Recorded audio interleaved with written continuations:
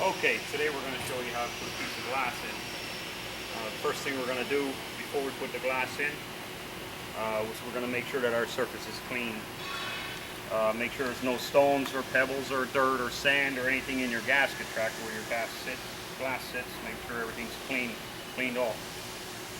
Okay, you have your tape on, then we're going to set our setting blocks in. Now refer to your shop drawings for the quantity, amount, size of setting blocks. Set our setting blocks. They should preferably be 2 to 3 inches from the edge of the glass. This one's a little narrower because of the smaller piece of glass, but they should be out 2 to 3 inches in from the corner of the glass.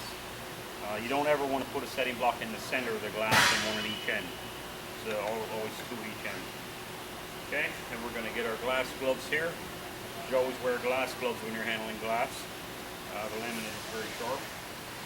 Once you set your setting blocks in, pull your tape back in each corner, let it hang on the inside.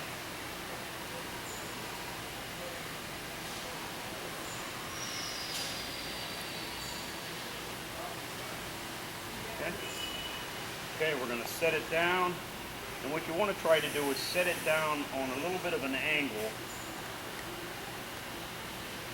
toward your setting blocks and towards your bottom. You have your bottom set on, then let your top come down. Okay, once you have it on, now you want to check your reveal all the way around.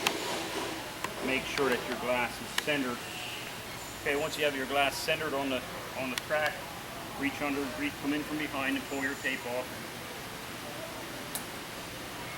You have that. Okay. Your glass is now stuck to your tape. Okay, take your glass cup off and we're done.